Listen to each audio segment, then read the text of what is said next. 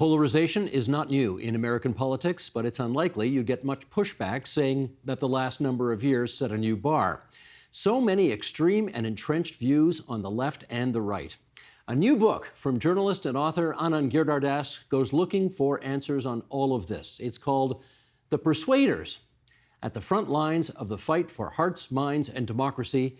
And it brings Anand Giridharadas back to our studio. So nice to see you again. Great to see you. I think the last few times you've been on, what do you call that stuff? Satellites and Zooms. Windows? Yeah. I don't like that. I like this better. Well, we were just looking up. The first time I was on the show was in 2009. That's a long time ago. It was a long time ago. Well, it's good to have you back. Okay, let's talk democracy. Free speech, free press, independent courts. These are the things that most people would say make democracy work. Where do you put persuasion as part of that mix? I would, the three things you mentioned are I think everybody would agree. I think persuasion is like the fourth tenor that people kind of forget about. The whole idea of democracy, it's a big word, right? Democracy is the idea that we choose the future together through talking. Right? And for most of history, in most places, that was not how we did it. We did it by having group decisions made by one guy, because it was just easier for one guy, it was thought, to make decisions for the community about, do we drain the lake or not drain the lake? Do we let those people in or not let them in? Do we educate children or not? All children or only half the children? In the last few hundred years, we tried this other thing called democracy. Maybe the best idea in the history of the world, that people can choose the future together through talk. And it depends on a belief in persuasion, that I can try to change things by trying to change your mind, and that I can be open to the possibility that you will change mine. And what I observed in the United States, but I do think it's happening in many places, is a crisis of faith in the idea of persuasion and the possibility of persuasion, and the rise of what I would call the great write-off, where people just say they'll never change because of who they are, because of what they think, because of what they've done. And when we give up on persuasion, I believe we're giving up on democracy, and we're setting ourselves on the road to political violence, civil war, these kinds of dangerous possibilities that, you know, we have come within striking distance of in the United States. The conventional wisdom, certainly from this side of the border as we look south, is that the United States is populated today by people at the extremes. It starts with gerrymandering of congressional districts where you've got to be as extreme as possible to get elected. And therefore, that's why your senators can't talk to each other. That's why your congresspeople can't talk to each other. And it feels as if we're in an era of ultra-polarization that cannot be fixed. So is persuasion, the likes of which you've just described, dead? What you described is actually the polarization of leaders, in a way. You just described incentives that leaders have. Yes. Right?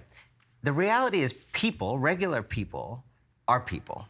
And yes, there has been an increase in polarization of people, which is to say, you know, people who are hard to move on an issue. But the experts I spoke to for the persuaders will show you through data that there really is, when you talk about regular people as opposed to leaders, a hardcore 20% on the left and 20% on the right who have what I would call strong opinions strongly held. They don't just have loud opinions, but there's some roots under the tree of those opinions. The roots go down a ways, which is to say their stance on immigration is not a casual stance. They've watched shows like this and formed it. They've read books. They've watched documentaries. They've gone on YouTube rabbit holes.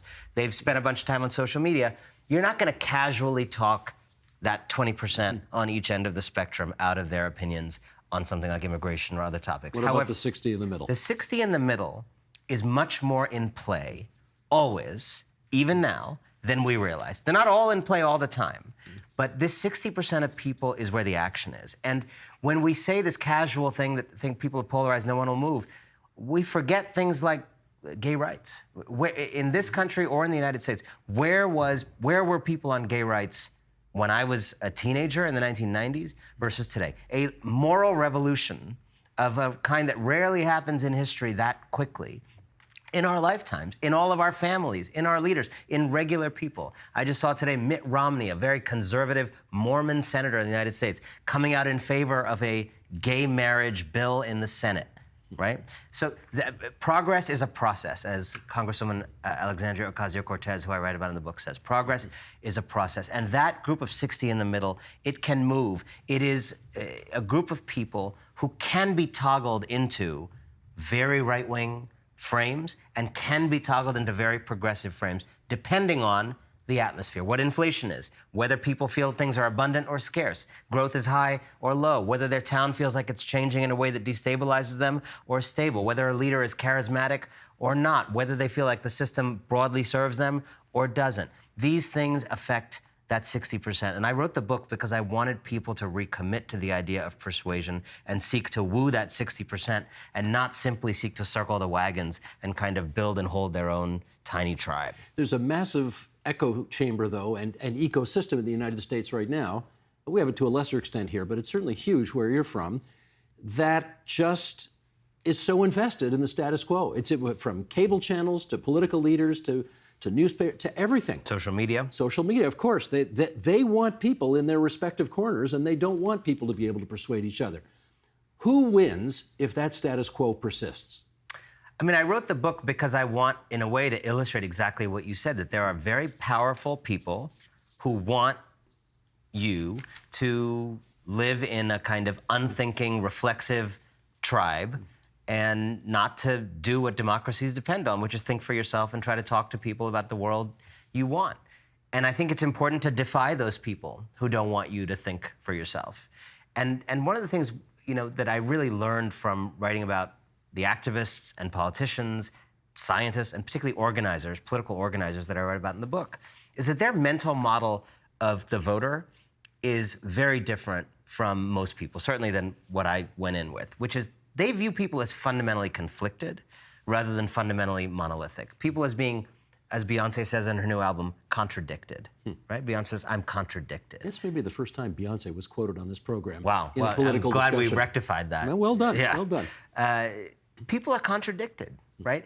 And so, and I will tell you, just speaking personally, the reason some of these characters in the book were a revelation for me, in the Trump era in the United States, my mental model of people on the far side of me politically is not that they have a lot going on. It's that, they're monoliths of what is, frankly, an increasingly authoritarian, even fascistic movement.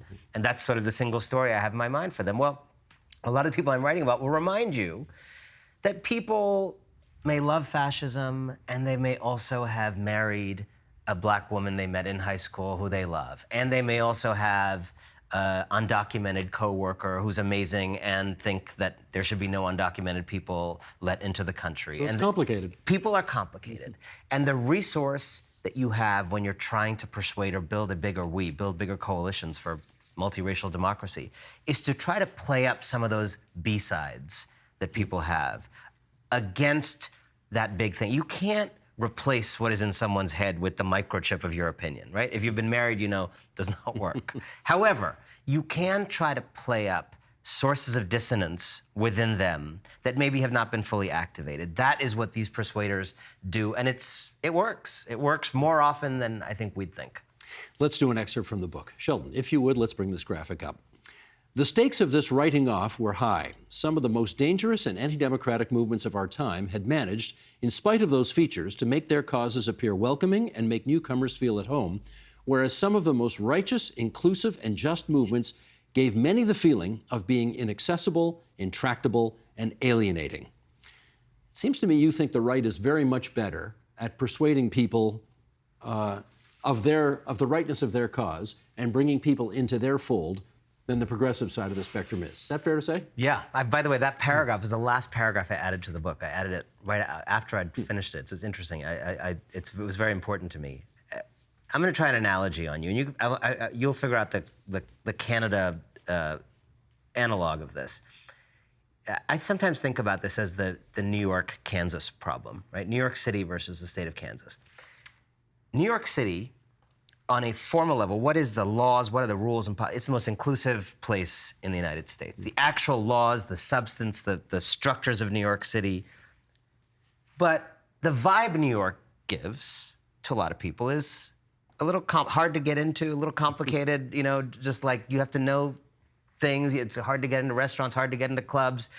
New York can give a vibe of feeling inaccessible, even though formally it is one of the most inclusive, And Kansas is the opposite. You go there, everybody's so nice, smiling. You look at the laws on the books, you're living in the 18th century in many ways, right? Mm-hmm. I think in many ways the progressive left sometimes has a problem of being formally committed to an agenda that is, the most inclusive agenda in human history if you look at it on paper, but gives off a vibe of being a hard to access movement. If you don't know the right terms, if you don't understand the pronouns thing, if you were kind of socialized as a man 40 years ago, you're not a predator, but you're just socialized in a different time. We're going to shame you. You can't quite get in. And the far right in the United States is the opposite. It is formally committed to one of the most exclusionary programs in modern American history. But if you look at something like the Trump rally, the vibe is come as you are, no judgment, get in here. And I think we have to reverse that. I think we need to align the formal commitment to inclusion in the progressive movement with a kind of vibe that is just open and easy and lots of on-ramps. Okay, we're going to do another quote here. What's the New York, Kansas in Canada? You got Well, okay, so you can start with the city you're in right now, Yeah. right? Toronto. That feels. Which is half the people in Toronto are not born in Canada. Mm-hmm. So it's a very, and what's the opposite of Toronto? You probably don't have to go that far away. You go somewhere in Mm-hmm. Northern Ontario or somewhere on the prairies or something. Yeah, I mean, we got the same kind of thing happening. Okay, you can submit on social media. Submit your. But every now and then, Kansas throws you a curveball, right? Yeah, like it did. Kansas. It Kansas did. said we want our abortion rights, and did. Kansas said, I think Kansas just voted for a Democratic governor. It did also. And what's interesting about, I want to actually, that's an amazing persuasion story. What happened earlier this year so the Supreme Court gutted Roe v. Wade, the constitutional, the holding that had protected abortion. And in Kansas, there was this thing to actually gut the state constitution version of that protection. And these brilliant women in Kansas did something that is actually very rare for the left to do. They were totally, in a way, Machiavellian about it. And they basically recognized that where they are in Kansas, it is not New York, it's not a coastal place. The argument, the deep wellspring of sentiment to tap into to protect abortion was to tap into a kind of libertarian, center-right libertarian streak, even though it wasn't necessarily the ideology of the campaigners. So they ran these ads obliquely comparing the state's effort to take abortion away to mask mandates early in the pandemic. Now, these women running this campaign, they supported the mask mandates, right? But they had You don't persuade people doing that. Right. There's a respect that you show people in persuasion to say, your moral frame may not be the same as mine, but let me tell you why the thing I want, which is to protect abortion, hooks into moral intuitions you have, which is the government should not tell you what to do with your body. If you felt that way about the masks, let me invite you in to this issue now. And they won a stunning victory. Yeah. Let's do, I want to do two more quotes from the book from two of the persuaders that you have chronicled. Here's Alicia Garcia, who said to you, there's a purism that can come with social justice work. And in her memoir, she wrote, movement building isn't about finding your tribe. And then, someone who I think you are very fond of, AOC, activist turned congresswoman. Is she 30 yet?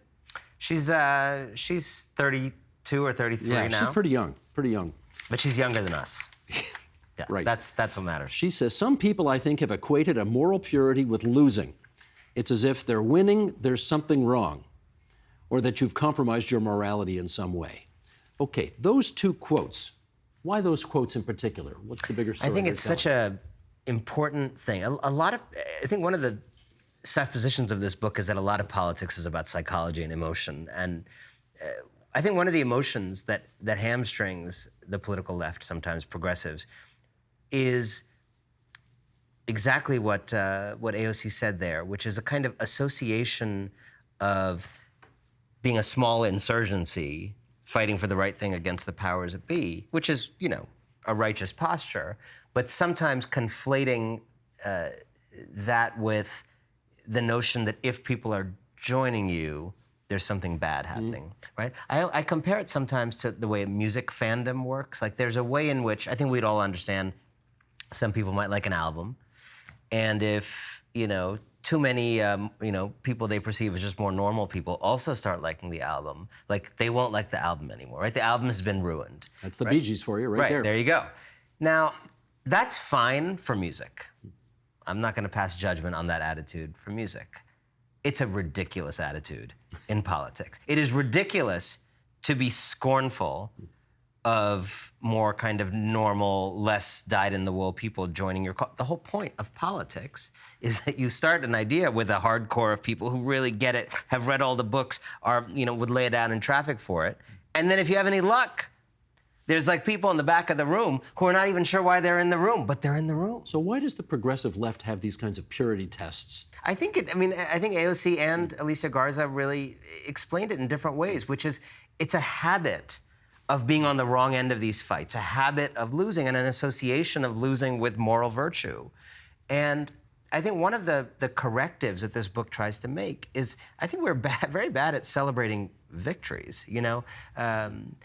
One of the things I think about so much with the Trump era and the kind of rising white nationalism and authoritarianism in America is that the way many of us in the media, but also in the progressive movement, tell the story of the rise of Trumpism, the way the story is told centers Trumpism. It turns Trumpism into something I think it's not, which is a big kind of bold movement of the future, a kind of protagonist of history. I mean, Trumpism is very clearly a reactionary movement, which means it exists in reaction to something. It is parasitic on something. Like, there's no program to Trumpism. There's no infrastructure vision, like positive vision of what healthcare would be like. It exists entirely in reaction to not just the progressive agenda, but to progress that has been made. To all the people now in the room who weren't in the room, all the women now speaking in meetings who weren't speaking in meetings before, all the people of color, being here and having empowered lives who didn't have those before.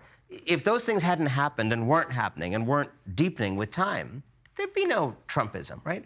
So let's be clear about the fact that there has been tremendous social progress for all kinds of groups that got us into a position where there's a backlash. It's not a frontlash, it's a backlash. And then it reminds you that there is a group of people, this Trumpist group right now, but throughout American history and the history of other countries, there has always been this group of people who have opposed, in the American case, the abolition of slavery.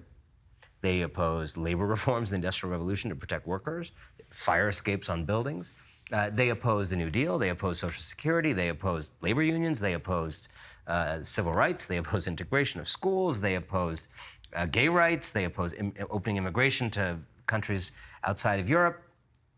They've lost every single battle I just named. They haven't won one of those in the long run. They've had good runs. Backlash can last for decades sometimes. They won the White House 5 years ago. Absolutely, but they have not won any of those battles over extending the blessings of liberty to more people. In the end, they've lost every single time. Almost makes your heart want to go out to them. And so I think sometimes we need to buck up a little bit and remember that those of us who want liberty and justice for more people are the winning team, and we should sound like a winning team. We should invite people in. We should have some exuberance. We should not be depressing and sad and mopey and not always talking about problems and crises, which is a problem I write about a lot in the book. We have to invite people in to the future we seek and make it vivid for people and remind people that the losers are always going to lose in the end. So let me do one follow-up then with you on AOC. I really like that chapter because I can tell you like her, and I can tell that you think that she represents something kind of new and exciting, and let's give her due. She is talented. She's a tremendous communicator. She's got 1 million followers on Twitter. She knocked off a 20-year veteran who was in line to be Speaker of the House. So she's got game, right? She's good. There was one thing you quoted her as having said, which I thought, if you're trying to be a persuader, I'm not sure that works. So help me understand this. She said she had to kick out the previous guy. Joe Crowley, was that his name? She needed to get rid of him because as an older white man, he just doesn't understand us. He can't represent us. Whereas AOC, as a 30-something, or I guess 20-something when she first got elected, Puerto Rican woman, I get life in New York City. And I got trouble with that. Yeah, but to be clear, it wasn't just woman and color and man. It was a man who is an older white man in one of the most heavily minority districts in the country and who did not live in the district. You think? I mean... To the best of your knowledge, you said. It was quite clear, okay. yeah. and whose family and whose kids did not go to school in the district. And as she said in the ad, he doesn't drink our water or breathe our air. Right. How can he possibly represent us? So it was not simply identity, and I don't think she would ever say that she's endorsed tons of people of all backgrounds, men and white people, et cetera. I think it was someone who, in every vector, was out of touch with the district, was someone who was kind of very corporate orientation in a district that has really been on the wrong end of concentrated economic power. But someone who just frankly, like Joe Crowley may have been a great citizen of, I don't know, wherever he lived in Virginia or whatever, but he was just not, if you just go talk to people in the Bronx or Queens, like he was not a part of their lives. He was an important person in Washington. Yeah. But I think, to your point, I don't think she gets into that thing. But there is sometimes that strain of a person of that background could not possibly understand that. And I think when it devolves into that, I don't think she was saying that in that ad, but when it does devolve into that, yeah, that's problematic. I gave a talk in 2017 at the Obama summit that kind of led to this book. And I had the humiliating experience of giving the talk, and then President Obama came up to give his talk, and he summarized some of the different talks people gave. And of course, he said all of our talks much better than we said them. And he basically summarized one of mine as this attitude of you don't get me because, starting with you don't get me because, right? As opposed, and this is now my spin on it, but I think there's a big difference between you will never get me because and here's what you'd see if you were me, right? So I don't think one should say, as a older white man, whatever, you will never get me because. I do think it's okay to say, there's probably a bunch of things that I see that you don't see, and I'd love to have you see them. Well, apropos of that, here's a good example. How do you convince a middle-aged West Virginian who's just lost his job in the mines, because the mines are shutting down, and who's got friends who've dropped out of school and who have other friends who are, got opioid addictions and that kind of thing. How do you convince him he's actually experiencing white privilege in his life? It's a very hard argument, and I have a whole chapter about the effort to teach some of these ideas. And look, if the situation you're in is talking to a coal miner who's lost his job in West Virginia, I wouldn't necessarily argue that a conversation about white privilege is the first one you should have. I think a lot of the smartest organizers I know would stay a million miles away from that conversation at the outset. I think you need to build vectors of trust. I think the smartest organizers I spoke to for the book would go into that community and talk about jobs. I think they'd go in and talk about, clean energy. I think they would go in and talk about federal jobs guarantees and how do we make sure that all those people are safe on the other side of change. I think once you have, and there's an amazing organization called Work Money, run by a woman named C.J. Grimes. Once you have those kind of relationships, right? You've kind of built these highways. Then you can carry some more complicated, heavy freight over those highways, right? But I think, I don't know that you need to go have a conversation about white privilege in West Virginia with coal miners. I think you need to have a conversation about, frankly, how do we resist an age-old tendency in the United States of very wealthy and powerful people, the kind of people who've strip-mined West Virginia for hundreds of years. How do we get them to stop turning white people like them who are powerless against people of color who are also powerless so that they don't rise up together and fight for a kind of country that works for all of their kids? I don't think you need to lecture them on white privilege. I think you need to explain how racism works as a social system, ensnaring even that white person and their life chances. Let's talk some partisan politics here. And to that end, I'll give you an example from the province you're in right now, the province of Ontario, and you tell me how it works in the States. We've had 43 elections in this province. Liberals or conservatives have won 41 out of 43. A couple of fluky elections where that didn't happen, but basically elections, as you've suggested, are won by whoever can persuade those liberal Tory switchers in the middle to go their way. Does it still work that way in the States? Yeah, I think, if you look at the midterms that happened a few days ago in the United States, the notion that politics has a kind of thermostatic quality to it, that if it gets too hot, it starts to cool down, or gets too cold, it seemed to work. It was hard to know whether to be confident, but at the end of the day, after years of drifting down a very anti-democratic road and anti-democratic movements really being on the march, people just really roundly and quite uniformly voted out anti-democratic Republicans, right? And some of Not the all of them, but a lot of not them. all of them. And the Republicans who were less interested in flirting with the anti-democracy thing did better, you know? Now, I don't think democracy is out of the woods. I think it's still incredibly imperiled. And 48-52 victories for democracy do not cause me to sleep well at night. They just cause me to toss and turn like one or two fewer times, you know? But look, there is a group of voters, and I've done voter interviews, I'm sure you've done this, like, we sometimes turn politics into this very neat thing where people have these coherent ideologies. Like, the reality is, Barack Obama became president of the United States because he won a significant fraction of the racist vote in the United States. The people who elected him will tell you that's how they knew they were winning. I mean, not to use this word on air, but I mean, I remember people who worked on his campaign telling me they do this canvassing. And people canvassing like rural Ohio, people answering the phone in rural Ohio would use the N-word in saying why that they were voting for him. Right? And the Obama people who told me these stories, and they've become like famous stories, like they weren't saying it with contempt. They were saying like, that's how we knew we were kicking ass. Because at some level, it's not that those people were leaving their racism at the door or it had a whole, they just like Barack Obama, right? Still totally racist. And by the way, when Trump came back to their county 8 years later, they were all voted for him in, too. all in on that, right? And maybe some of them ended up at January 6th, right? Like, I would bet a significant fraction of people at the January 6th thing, thousands of, I would bet a non-trivial number of them voted for Barack Obama, right? I would love to see evidence of that if people have ever studied that. And it just tells you that people are very complicated inside. And once you remember that, you think, okay, the way to reach them is not what certainly the Democratic Party in the US often does, which is to basically do half measures or kind of dilute the offering to try to be palatable to the middle.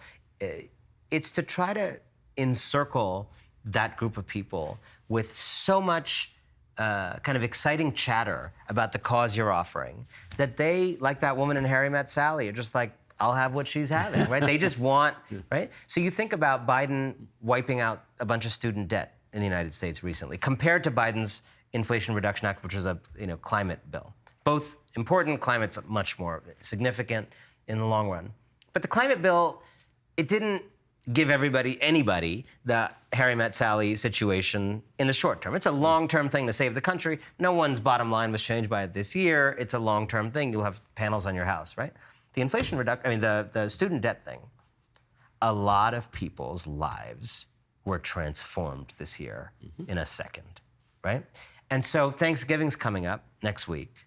I can assure you, virtually no one will be talking about the Inflation Reduction Act at Thanksgiving. As important as it is, I'm not throwing shade at it, but in terms of persuasion, a whole lot of young people will be tearfully saying toasts about the year and things they're thankful for, and like millions of young people will be talking about that at a Thanksgiving table with some old people, with some Republicans, with some people who don't like Joe Biden, right? And that is persuasion. A bunch of people who don't like Joe Biden, but who love their niece, are 1 week away at the Thanksgiving table from hearing stories about, wow, I like that my niece's life feels a little easier. Anand, let me ask you about language. I know James Carville, the former advisor to Bill Clinton, once said that some of the language that the progressive left uses reeks of ultra-wokeism, and it drives him crazy.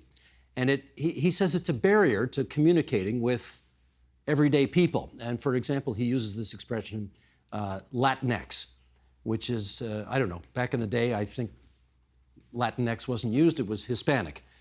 Would you agree that there's an issue here of not speaking plainly to people who want you to speak plainly to them?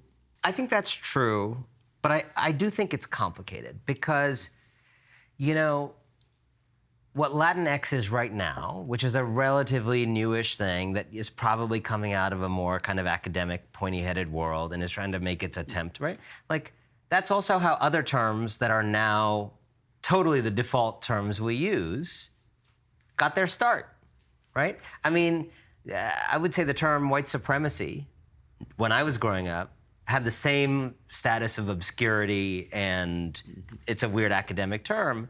And now I think a very large number, certainly of Americans who are not pointy-headed academics, recognize it as actually a useful term to describe the way an entire structure of a society is set up to advantage some people and disadvantage others. Like, sometimes these terms, you know, they may not catch, they may not become things in the street, but their attempt. I mean, you know, I think part of the issue with Latinx specifically is that it's a language with Latino, Latina. It's a binary gender concept. And look, you know, we're trying to figure out, there's a bunch of people who don't fit into the O and A endings.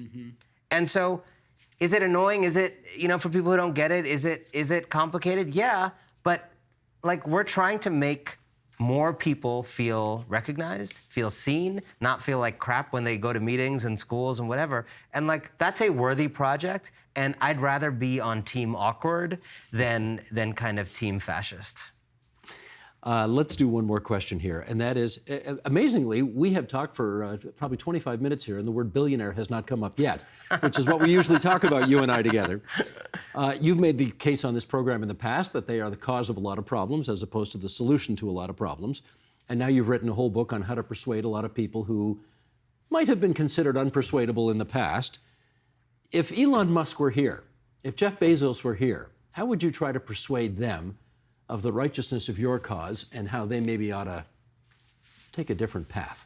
First of all, I don't think we need to persuade them. I think we need to persuade everyone else to organize themselves against them and take power from them. I don't think there's much value in persuading people who have an enormous vested interest in preserving their own power to do right by others. But I will accept the hypothetical. If they were here, I think what I would say to them is what I often say to people in those situations, which is, you're not violating my value. I mean, you are violating my values, but that's not the issue.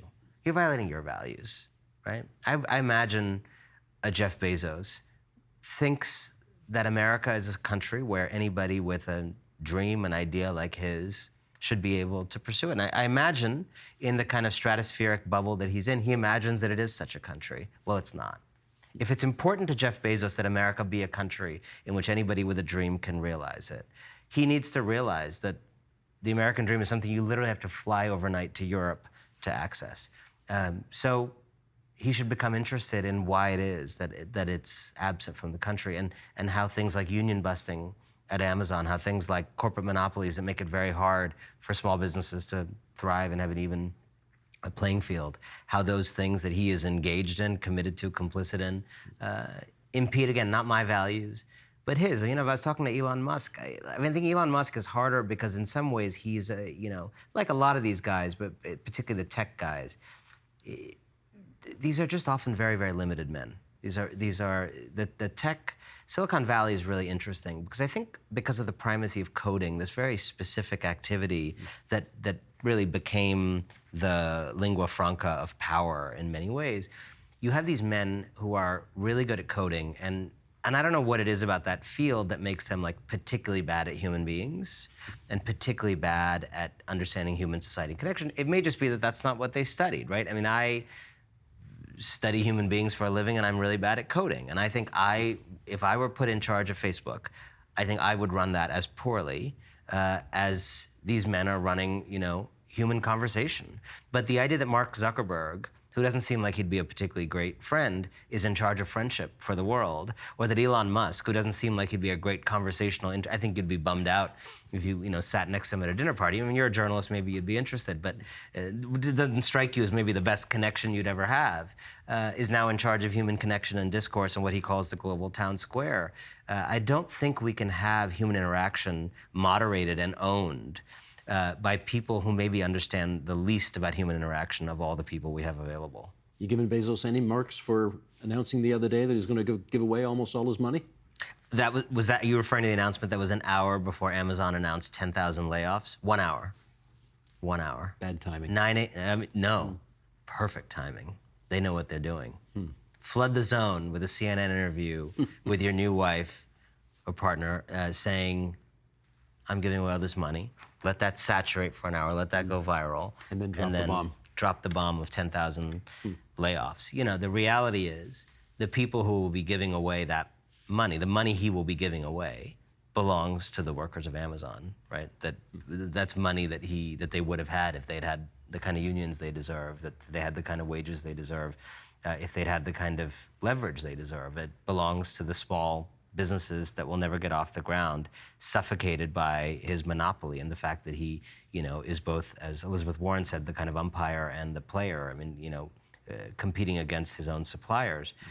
So he's not giving away really money that he has earned. He's giving away money that was withheld from people who deserve it. And I don't think he will be putting, unfortunately, any of his Amazon workers' names on any of those donations.